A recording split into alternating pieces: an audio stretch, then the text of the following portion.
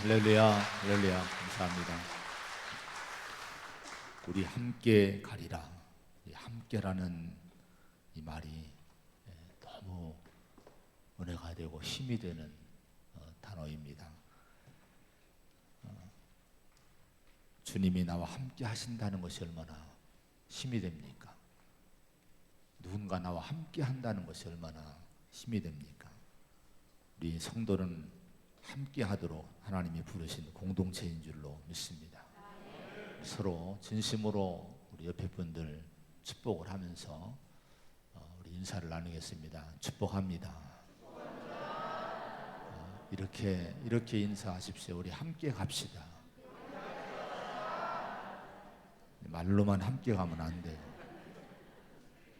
축복의 공동체가요, 서로가 중보기도 해주고 축복해줘야 됩니다.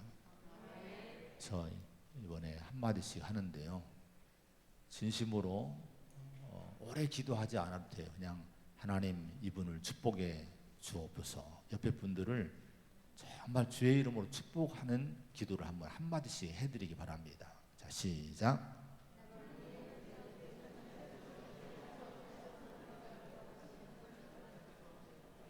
아멘 하셔야죠. 이렇게 축복 받았으면 아멘 하셔야죠. 저 한마디를 좀 저한테 좀 한번 해주시겠어요? 하나님, 제 담임 목사님 축복해 주옵소서. 한마디 좀 해주시면 좋겠습니다.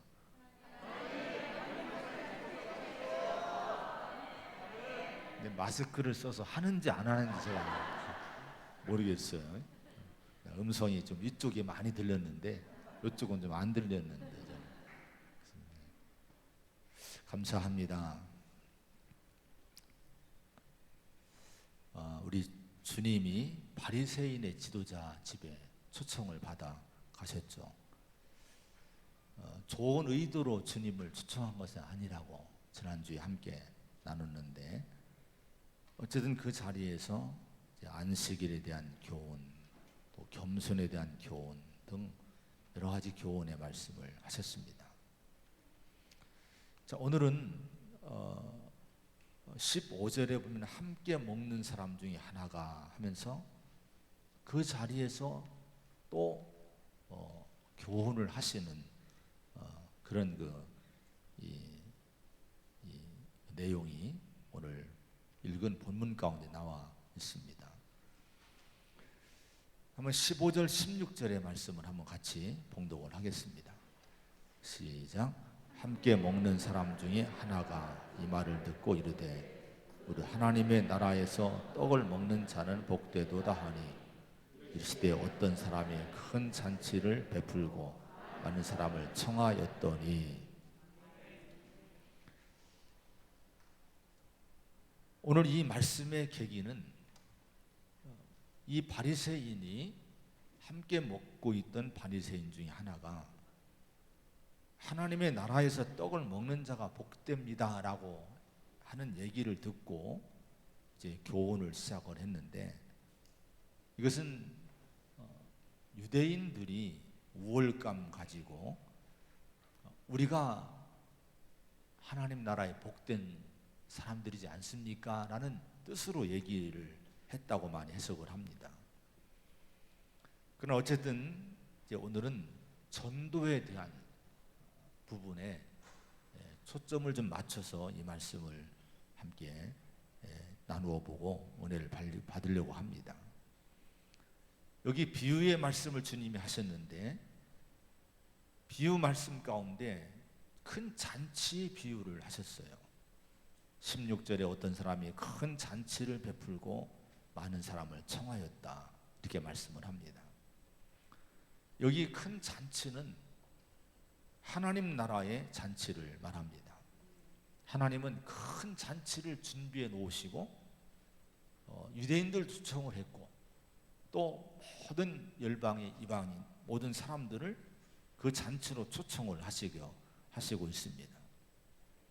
성경에 하나님 나라에 대한 말씀들이 많이 나오지만은 오늘은 이렇게 하나님 나라를 큰 잔치집으로 비유를 하시고 있는 거예요. 하나님의 나라는 잔치집과 같다고 하는 것인데요, 이게 어떤 의미가 있을까요? 한번 잔치집을 한번 이렇게 생각을 해보시기 바랍니다. 특히 요즘은 뭐 뷔페에서 많이 하고 합니다만은 예전에 그 잔치를 주로 집에서 많이 했지 않습니까? 온 동네 잔치가 되는 거예요. 저희도 우리 할머님 또 아버님 뭐 이렇게 이 생신 때 잔치를 하고 교인들을 많이 초청을 하고 또 이웃들을 많이 초청을 하고 잔치를 했던 어릴 적 기억이 납니다. 자, 잔치집의 중심은 분위기는 어떤 분위기입니까? 기쁨입니다. 즐겁습니다. 또 거기는 풍요로워요. 부족함 없이 그때는 마음껏 음식을 먹을 수 있는 환경이 만들어져 있죠. 그 동네 사람 누구나 와서 그때는 다 와서 잔치를 즐기게 됩니다. 여기는 축복이 있고 축하가 있고 감사가 넘치는 곳. 그래서 이 기쁨이 충만한 것이 잔치집이 됩니다. 바로 하나님 나라가 그런 나라라고 하는 거예요. 하나님의 나라에 들어간 사람들에게는 뭐가 있을까요? 기쁨이 있습니다. 근데 하나님 나라에 여러분 들어가셨습니까? 성경은요 뭐라고 말씀하고 있는 거 아니? 마태복음 12장 28절에 내가 하나님의 성령을 힘입어 귀신을 쫓아내는 것이면 하나님의 나라가 이미 너희에게 임하였느니라, 이렇게 말씀을 합니다. 자, 우리 주님이 오셨고 성령이 우리 안에 오셔서 악한 영들을 몰아내고 이제 우리가 하나님의 백성으로 살게 되면은 이미 하나님 나라가 어디에 임한 거예요? 우리 안에 임했다고 하는 거예요. 이걸 믿으시기 바랍니다. 근데 여러분, 하나님 나라가 뭐냐? 내가 예수 믿고 복 받는 것이 내가 육신적으로 좋은 환경을 누리는 것, 사업이 잘 되고 좋은 거 먹고 좋은 집 살고 이런 것이 하나님 나라의 축복일까요? 로마서 14장 17절에 보면 하나님의 나라는 먹는 것과 마시는 것이 아니요 오직 성령 안에 있는 의와 평강과 희락이라, 이렇게 말씀을 합니다. 하나님 나라에 들어간 사람, 하나님 나라가 임한 사람, 장차 우리는 하나님 나라에 들어가지만은 이미 우리에게는 하나님 나라가 와 있다고 말씀을 합니다. 그런 사람의 특징, 그 증거가 여러분 뭘까요? 의로움이 나타나요. 평화가 나타납니다. 그리고 무엇보다 기쁨이 나타난다 하는 거예요. 조건적으로 보면 기쁠 수 없는 환경인데 왠지 그 사람은 마음이 기뻐요. 왠지 내 마음에 기쁨이 있으면 이미 내 마음속에 뭐가 왔어요? 하나님 나라가 임한 줄로 믿으시기를 바랍니다. 그래서 성경은 많이 보면은 기쁨에 대한 얘기를 많이 하셔요. 제자들은 기쁨과 성령이 충만했다. 성령이 충만한 곳에 반드시 뭐가 있습니까? 기쁨이 또 따라서 충만했다 하는 거예요. 그래서 주님을 모심으로 하나님 나라가 임한 사람들의 특징은 기쁨이고 잔치집과 같은 그런 삶을 살게 된다는 것을 우리가 성경을 통해 볼 수 있고 우리 자신을 통해서 볼 수가 있습니다. 그런 은혜를 오늘 우리 모두가 누리시기를 축원을 드립니다. 17절의 말씀을 한번 같이 봉독을 하겠습니다. 17절입니다. 시작. 잔치할 시각에 그 청하했던 자들에게 종을 보내어 이르시되 오소서 모든 것이 준비되었나이다. 아멘. 자, 하나님 나라는 잔치집과 같다고 비유하고 있고, 그러면서 여기에 초청을 하면서 뭐라고 초청 받는 사람들에게 뭐라고 얘기를 합니까? 오십시오. 모든 것이 다 준비되었으니까 오십시오. 이렇게 초청을 이제 했다고 하는 겁니다. 여기서 우리가 알아야 되는 것은 하나님 나라, 주님의 나라는 모든 것이 준비된 나라라고 하는 것입니다. 자, 우리 인간들이 그렇게 갈망하는 것들이 뭐가 있습니까? 육신의 어떤 것들 좀 넘어서 더 근본적인 갈망이 우리 인간에게는 다 있어요. 결국은 다 깊이 파고 들어가 보면은 뭐를 갈망하는 거 아니? 영원한 생명을 갈망합니다. 죽음을 두려워해요. 또 사랑을 갈망하고 기쁨을 갈망하고 안식을 갈망을 합니다. 그런데 그 기쁨이나 사랑이나 안식이나 행복이나 이 생명을 이걸 얻어보려고 세상에 많은 것들을 찾아 헤매지만은 거기서 이 행복이 오지 않아요. 내가 물질이 많으면 내가 정말 기쁠 줄 알고 안식이 있고 행복할 줄 아는데, 근데 사람은 그렇지 않다고 하는 거예요. 그러나 하나님의 나라에는 우리가 겉으로 갈망하는 이 행복이, 이 기쁨이 다 준비되어 있다고 하는 겁니다. 요한계시록 3절 4절 이제 보면은 이런 말씀이 나옵니다. 내가 들으니 보좌에서 큰 음성이 나서 이르되 하면서 하나님의 나라, 이제 다가올 하나님의 나라에 대해서 말씀하고 있는데, 그 하나님의 나라를 뭐라고 하는 거 아니? 처음 것들이 다 지나갔습니다. 모든 눈물을 그 눈에서 닦아주시니 다시는 사망이 없고 애통하는 것이나 곡하는 것이나 아픈 것이 다시 있지 아니하리라. 만물을 새롭게 하노라. 이렇게 말씀을 하십니다. 자, 하나님이 사도 요한을 통해서 계시록에서 알려주신 하나님의 나라의 모습은 이 세상의 이 불안전한 곳과는, 절망이 많은 이 곳과는 비교할 수 없는 완전하고 온전하게 새로워진, 이전 것이 다 지나간 새로워진 나라라고 설명을 해주십니다. 거기는 모든 눈물을 그 눈에서 닦아주신대요. 위로가 넘칩니다. 여러분, 여기서 살면서 눈물 많이 흘리셨죠? 이런저런 일로 우리 남모르게 흘린 눈물이 많을 거예요. 살다 보면 얼마나 눈물이 많습니까? 근데 그 나라에 가면요, 눈물을 다 하나님이 닦아주실 거예요. 위로가 넘칩니다. 자, 그럼 거기는 사실은 사망이 없고, 사망이 없다고 말씀합니다. 이 땅에서 우리가 늘 부딪히는 것이 뭡니까?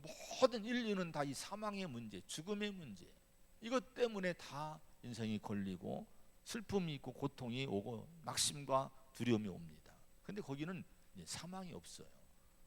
또 애통하는 것이나 곡하는 것이나 아픈 것이 다시 있지 아니하리니, 이렇게 말씀을 합니다. 결국은 애통이 없다고 하면은, 여러분, 통곡하는 것이 없다고 하면은 여러분 뭡니까? 반대로 여기는 기쁨이 잔치집처럼 넘치는 그런 나라, 이것이 하나님의 나라라고 성경은 우리에게 계시를 해주시고 있는 겁니다. 장차 천국에서 누리게 될 그 기쁨은 일시적인 것이 아니에요. 이건 영원한 기쁨, 완전한 기쁨이 그 나라에서 준비되어 있다 하는 겁니다. 근데 주님은 오늘 이 말씀을 통해서 뭘 말씀을 하시려고 이 말씀을 하시고 있는 겁니까? 바로 그런 하나님의 나라로 우리 인간을, 우리 인류를 초청한다는 거예요. 하나님을 떠나서 이 영원한 낙원을 잃어버린 인간들, 그래서 인류 역사는 다 방황하는 인생들입니다.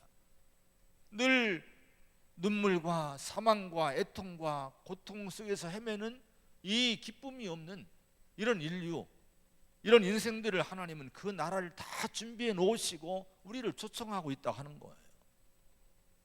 오늘 여러분, 저와 여러분들이 그 나라에 초청받은 줄로 믿습니다. 자, 여러분, 전도가 뭡니까? 전도는 하나님 나라 잔치로의 초대가 전도인 거예요. 교회는 세상을 하나님 나라로 초청하는 곳이 되어야 됩니다. 성도는 하나님 나라의 종들이 돼서 세상에 나가서 이 하나님의 초청을 전해야 돼요. 내가 초청받은 그런 하나님의 은혜를 누리는 성도가 됐다 하면, 이제는 내가 이 초청장을 가지고 세상에 나가서 죄와 고통과 슬픔과 사망에 매여 두려워하는 사람들에게 이 죄사함과 영생과 영원한 안식과 평화와 이런 기쁨의 하나님의 나라를 증거하는 초청장을 보내야 된다고 하는 겁니다. 이게 우리에게 주어진 사명입니다. 그런데 오늘 말씀해 보면은 잔치에 초청받은 사람들의 반응들이 나와요.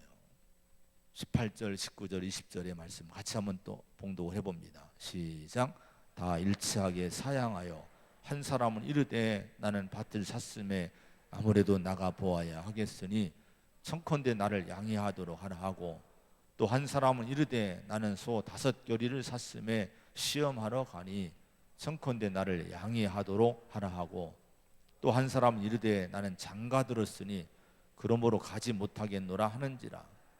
자, 세 종류의 사람들이 나와요. 근데 다 일치하게 뭐 했다는 거예요? 사양했다는 거예요. 그 잔치를, 기쁨의 잔치를 다 완벽하게 다 준비해 놓고 오소서, 이 잔치를 즐기기만 하라는 거예요. 그런데 이 초청에 다 못 간다 다 사양하고 핑계대면서 거절했다고 하는 거예요. 오늘 전도가 오늘날 쉬워요, 어려워요? 어렵죠. 왜 어렵습니까? 거절하기 때문에 어려운 거예요. 자, 전도를 하면은 우리는 이 하나님의 나라 이 잔치에 초청을 합니다만, 이들은 여러분 이런 잔치의 초청을 거절하고 핑계대며 응하지 않는 것이 문제가 되는 거예요.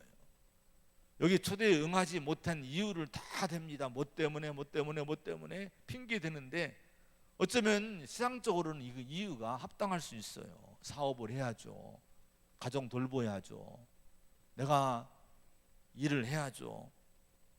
다 육신적으로는 다 합당한 이유가 됩니다. 이 바쁜 세상에 아직 여유가 없습니다, 이렇게 얘기들을 하지 않습니까? 자, 그런데 여러분 그 마음의 근본적인 문제가 뭐예요? 여러분 이들이 아직도 이 세계를 알지 못해서 그렇지만은 육신의 일들이, 세상의 일들이 저 영혼의 일들보다 더 가치가 있다고 하는 거예요. 자, 여러분 하나님의 나라 잔치를 거절한 이유, 예수를 거절한 이유는 뭡니까? 영혼의 문제를 생각하고 싶지 않다는 거예요. 더구나 요즘의 세상의 사상들은요, 전부 물질주의 사상들이 지금 판을 치고 있어요. 자, 이런 세상 속에서 사는, 여기에 이런 문화에, 이런 세상에 물들어 있는 이런 오늘날의 사람들은 더 영적인 문제, 영혼의 문제는 관심을 안 가지려고 하는 그런 요즘의 모습들을 우리가 너무 많이 보면서 전도에 대한 우리가 참 좌절을 많이 느낄 때가 많습니다. 근데 여러분, 우리가 이 말씀을 보면서 세상 사람들의 그 거절, 불신자들의 거절을 우리가 보기 전에 우선 우리 자신의 모습들을 한번 심각하게 돌아봐야 됩니다. 혹시나 잔치 초청에 이런저런 이유와 핑계를 가지고 거절한 사람들처럼 나도 혹시 그렇게 세상의 이유와 세상의 핑계 때문에 하나님의 나라를 멀리하는 건 아닌가? 영적인 이 세계, 하나님을 구하고 믿음으로 사는 이 삶에 대해서 그리 관심 갖지 않고 소홀히 하고 있는 건 아닌가? 이게 내 모습일 수 있다 하는 거예요. 여러분, 진정한 우리의 성도가 가야 될, 성도가 붙잡아야 될 것이 뭡니까? 그의 나라, 여러분 의와 그의 의 나라를 구해야 되고, 저 천국을 우리가 바라봐야 되고, 우리 주님을 붙잡아야 되지 않겠습니까? 여러분, 그 나라가, 그 천국이 얼마나 귀하고 놀랍고 축복이 되면 우리 하나님은 그 나라를 주시기 위해서 외아들 독생자를 보내셨겠습니까? 독생자 예수님은 이 땅에 오셔서 여러분 자신의 몸을 다 찢고 여러분 자기를 주지 않으셨습니까? 그 이유는 뭐예요? 자기를, 여러분 아들을 희생하고, 아들이신 예수님은 자기를 희생하시고 십자가에 죽기까지 복종하시면서 이렇게 희생하셨는데, 그 이유가 뭡니까? 우리를 구원하고자, 하나님 나라로 초청하고자, 그 길을 열어주고자 그렇게 하신 것인데, 이게 얼마나 중요하면은 하나님 이런 일을 하셨겠냐 이거예요.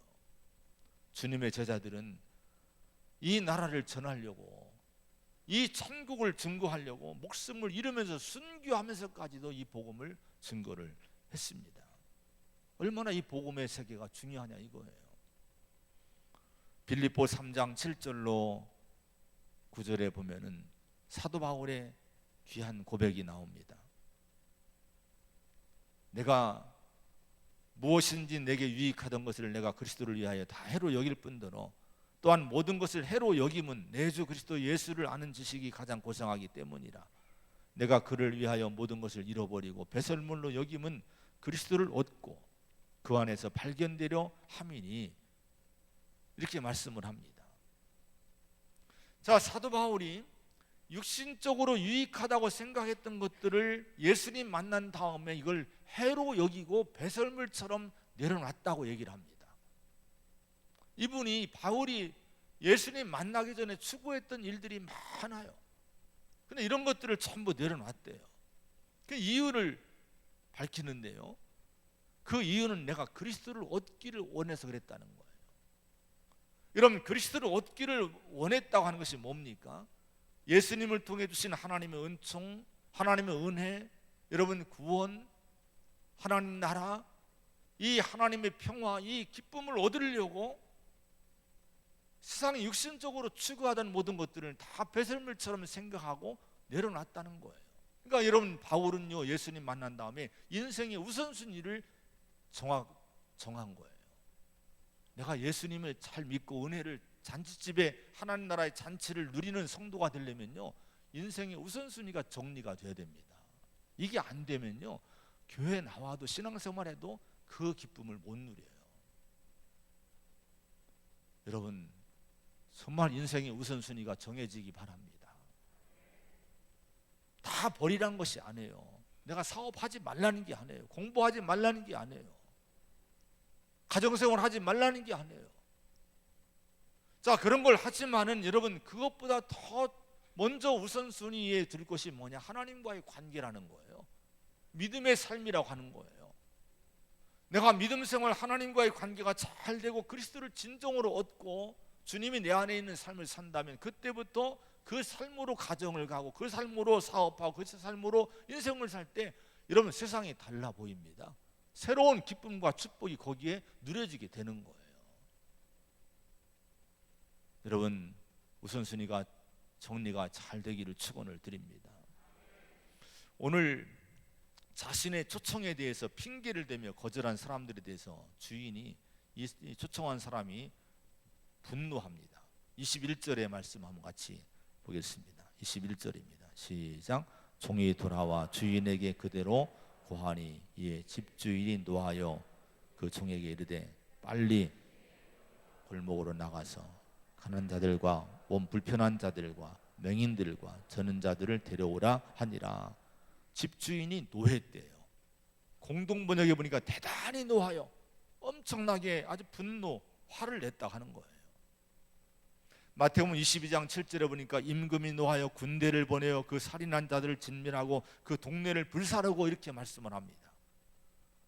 자, 종들을 보냈는데, 초청하느라고 보냈는데 여러분, 이 초청에 응하지 않고 오히려 종들을 죽이고 아들을 죽이는 거예요. 그런데 나중에 분노하는 가운데 군대를 보내서 그 동네를 전부 불살랐다는 거예요. 오늘 여러분, 이 말씀이 주는 것이 어떤 경고입니까? 하나님의 초청을 끝끝내 거절한 사람들에게는 어느 때인가는 이런 조치가 내려진 때가 온다는 거예요. 여러분, 무엇보다도 우리 자신에게 이걸 적용한다면요, 이걸 잊지 마셔야 됩니다. 하나님은 하나님은 은혜의 잔치에 나를 자꾸 부르셔요. 근데 이 은혜의 잔치에 부르시는데 이 부르심에 우리가 응하지 않고 육신의 문제로 이 핑계 저 핑계 대면서 자꾸 세상으로 나가면 어느 때인가 하나님이 나를 향해서 분노하실 때가 온다는 거예요. 지금도 노하시고 계시다는 거예요. 여러분, 하나님의 마음을 무작정 그냥 사랑으로 그래 너 잘해 이런 것이 아니라 여러분, 화내실 때가 있다는 거예요. 하나님이 초청하는데도 불구하고 은혜의 우선순위를 정하고 나를 좀 만나자고 부르시는데도 불구하고 여기에 하나님의 초청에 응하지 않고 인간적인 생각으로 자꾸 거절하고 세상으로 나가면 지금 그 사람을 향해서 하나님 지금 서운함을 넘어서 하나님이 노하고 계시다고 하는 거예요. 이 하나님 마음을 여러분 잊지 마시길 바랍니다. 하나님 초청에 내 자신이 먼저 잘 응하고 그리고 그런 가운데 다른 사람을 하나님의 잔치에 초청할 수 있는 성도가 되시기를 축복을 드립니다. 자, 21절에 다시 보면요, 이제 그 분노한 주인이 종에게 다른 사람을 초청하게 합니다. 골목으로 나가고 거리로 나가서 저 울타리가로 길가 울타리가로 나가서 이제 보는 대로 사람을 초청하라는 거예요. 가난한 자들, 몸 불편한 자들, 맹인들, 저는 자들, 또 보이는 대로 사람들을 강권에 데려다가 내 집을 채우라고 말씀합니다. 원래 처음 초청받은 사람들은 유대인들인데 이 유대인들이 거절을 했어요. 그들에게 분노하시는 거예요, 하나님이요. 근데 다시 하나님은요, 초청을 하는데 이렇게 육신적으로 보면은 정말 병들고 가난하고 인간적인 조건으로 보잘것없는 사람들 초청하는데요, 이게 누구냐? 유대인들이 볼 때, 유대인들이 교만한 마음으로 볼 때 보잘것없는 이방인들, 그들을 하나님이 다 하나님 초청 잔치에 초청하신다고 하는 거예요. 유대인들이 얼마나 교만했습니까? 이방인들을 멸시했거든요. 유대인들이 멸시하던 그 모든 이방인들을 하나님 다 초청해서 하나님 나라의 잔치의 중심에 그 자리를 여러분 채우신다고 지금 주님 말씀하고 있는 거예요. 고린전서 1장 21절 23절에 보면은 1장 26절에 보면은 형제들아 너희를 부르심을 보라. 육체를 따라 지혜로운 자가 많지 아니하며 능한 자가 많지 아니하며 문벌 좋은 자가 많지 아니하도다 하면서 이게 고린도 교회를 향해서 이제 말씀을 합니다. 우리를 보라는 거예요. 육신적인 조건으로 볼 때 참 그렇게 뛰어나지 않은 조건들을 갖고 있다고 하는 거죠. 자, 그런데 그럼에도 불구하고 하나님 부르신 것은 이걸 통해서 자랑하지 못하게 하고 또 있는 자, 또 좀 지혜로운 자, 좀 뛰어난 자를 부끄럽게 하기 위해서 이렇게 했다, 이렇게 바울이 교훈을 합니다. 여러분, 여기서 우리에게 주시는 교훈이 뭡니까? 우리가 세상의 기준으로 비춰볼 때 내가 좀 부족하다고 너무 교회에서는 주눅 들지 마시기 바랍니다.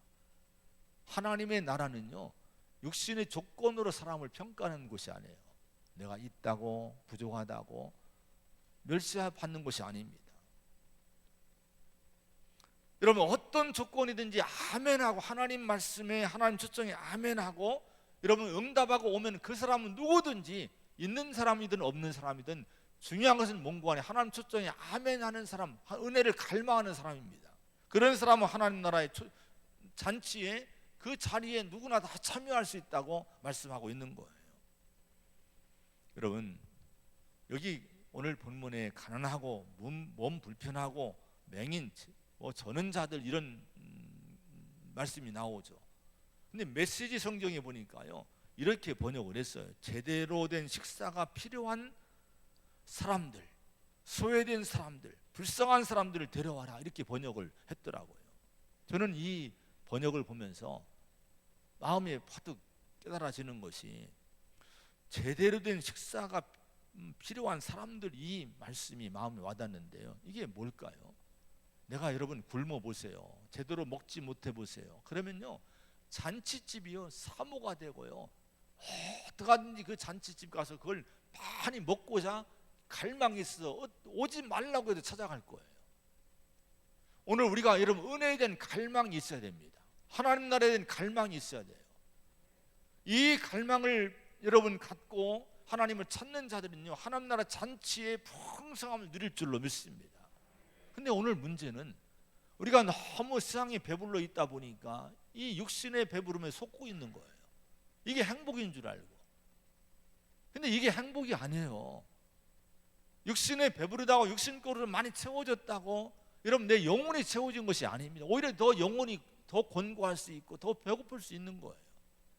내 영혼을 돌아보시기 바랍니다. 얼마나 내가 하나님의 양식이 부족한지, 하나님의 은혜가 부족한지를 우리가 발견하고, 여러분 가난한 마음으로, 겸손한 마음으로 은혜를 갈망하고 주님을 초청에 응하고 늘 은혜의 자리에 늘 나갈 수 있는 저와 여러분 되기를 축원을 드립니다.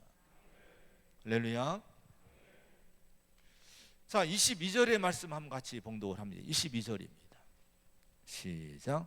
종이 이르되 주인이여 명하신 대로 하였을 때 아직도 자리가 있나이다.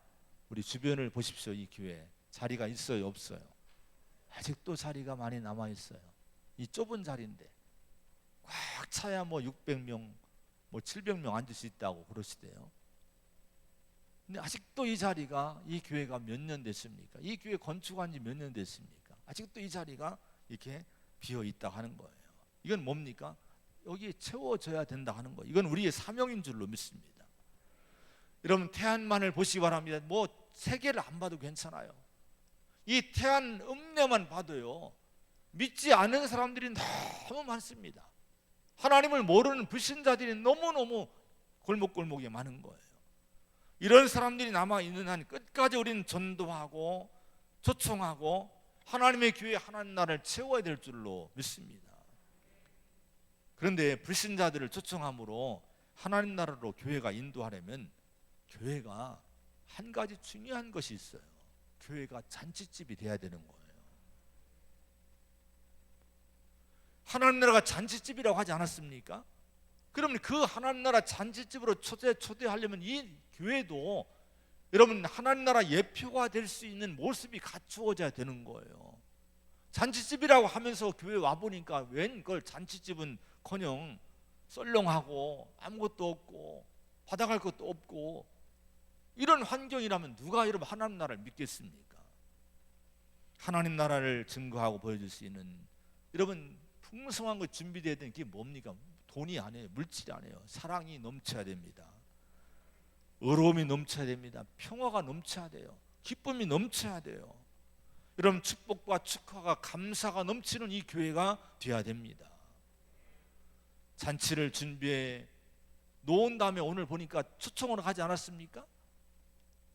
근데 만약에 여러분 초청해 놓았는데 막상 와서 보니까 초청받은 사람이 와보니까 아무것도 준비가 안 됐어요. 얼마나 실망하고 그냥 돌아가겠습니까? 교회도 마찬가지로 하나님 나라를 증거하는데 사람들이 와보니까 별거 없네, 이렇게 사람들이 생각을 한다면 여러분 이 교회를 통해 하나님 나라를 누가 가려고 하겠습니까? 우리 교회가 잔치집이 돼야 될 줄로 믿습니다. 육신의 잔치집이 아니라 영혼의 잔치집이 돼야 돼요.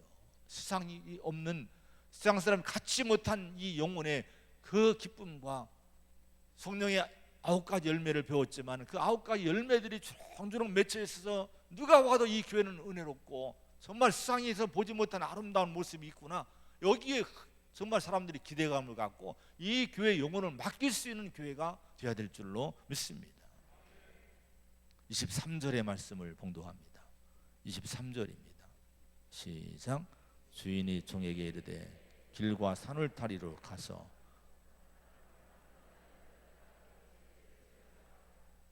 어떻게 데려다가 내 집을 채우라? 강권하에 데려다가 내 집을 채우라, 이렇게 말씀합니다. 이건 사명을 얘기해. 절대적인 전도는 사명이란 거예요. 여러분 옆자리 빈자리가 다 있어요. 그 옆자리 빈자리는 누구 사명입니까?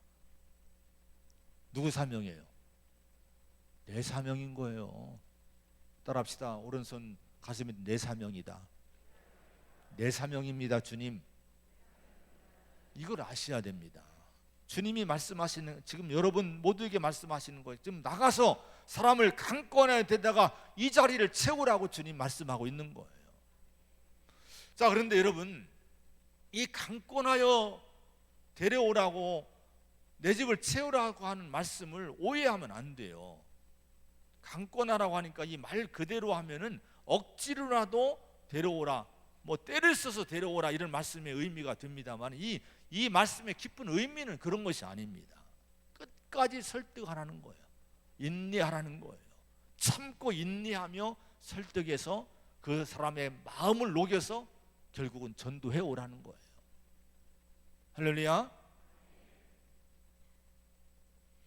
자, 여러분 우리가 이런 마음을 강권하는 마음을 가져야 됩니다. 전도를 쉽게 포기하지 말고 내가 누군가를 전도하고자 하는 마음이 있으면 그 영혼에 대한 우리 가족이나 이웃에 대해서 내 마음에 강권하는, 포기하지 않는 뜨거운 전도를 꼭 해야지, 저 영혼 꼭 구원해야지라는 절박한 심령이 우리 마음에 있어야 되는데 이게 강권하는 마음이라고 하는 거예요. 지금 고인 되셨지만은 이정표 목사님의 간증을 보면요, 그 전도사 시절에 전라도 고부에서 목회할 때인데 교인들도 고부 마을에 교인들이 별로 없고 새벽 종을 칠 때랍니다.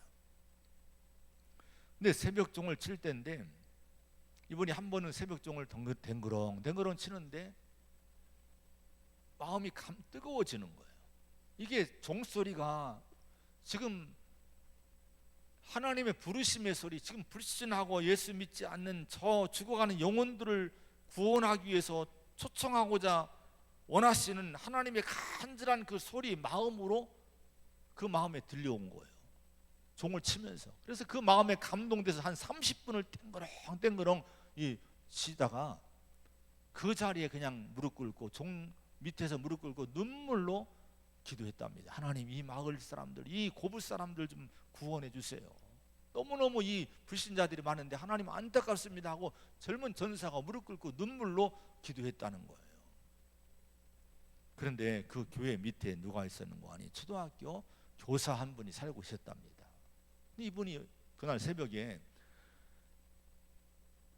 옛날엔 종소리를 다 그냥 다 이해를 했어요, 사람들이. 근데 하도 오래 치니까 30분을 내리 치니까 이게 얼마나 시끄럽겠습니까? 짜증이 나서 일어났어요. 문을 막 차고 나왔어요.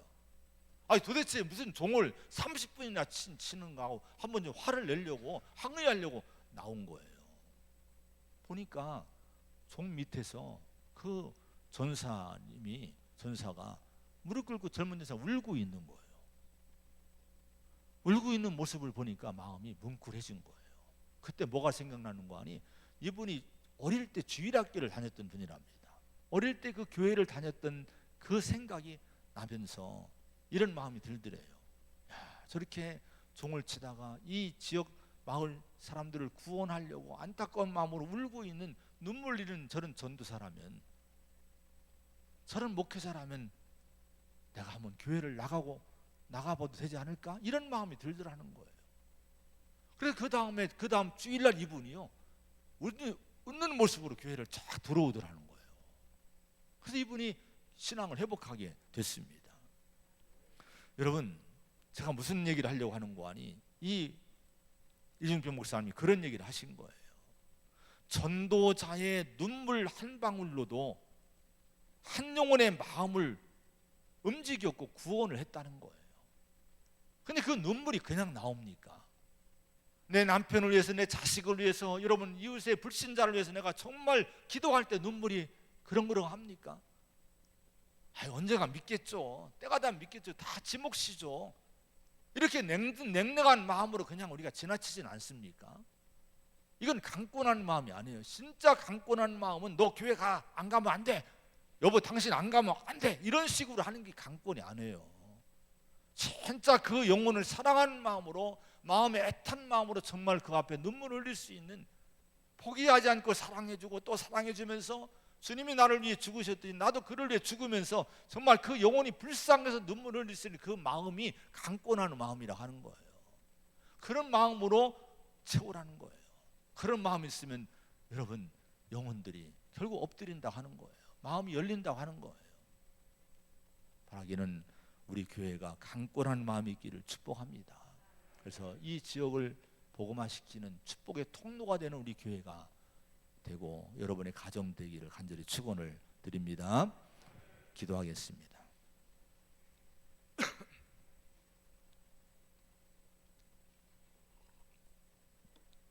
하나님 아버지, 하나님의 나라는 잔치집과 같다고 말씀을 합니다. 세상의 잔치가 육신의 잔치, 물질의 잔치가 아니라 영혼의 잔치. 여기는 영생이 있고 안식이 있고 평화가 있고 영원한 기쁨이 있는 잔치집이 하나님의 나라입니다.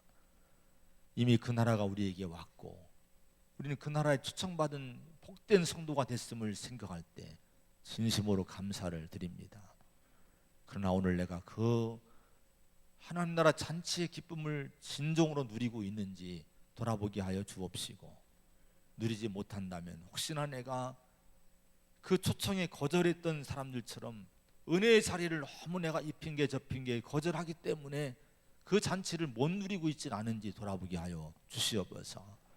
하나님의 초청에 아멘하고 인생의 우선순위를 정하고 은혜 받는 자리, 믿음의 자리에 열심히 나가는 저희가 되기를 원합니다. 아버지 하나님, 하나님 초청에 겸손히 응답하는 자가 그 은혜를 누릴 줄로 믿습니다. 특별히 빈자리를 채우라고 말씀합니다. 나가서 강권에서 데려와 채우라고 말씀합니다. 하나님, 우리 마음속에 강권의 마음을 주시옵소서. 간절한 마음을 주시옵소서. 영혼을 향한 뜨거운 마음을 주시옵소서. 아버지, 구원받지 못하고 저 사망과 죄와 사망 아래 놓여 있는 아버지, 우리 가족들, 우리 이웃들 불쌍히 여겨주시기 원합니다. 이 나라를 불쌍히 여겨주시기 원합니다. 하나님, 도와주시옵소서. 우리가 축복의 통로가 되기를 원합니다. 우리를 쓰시옵소서.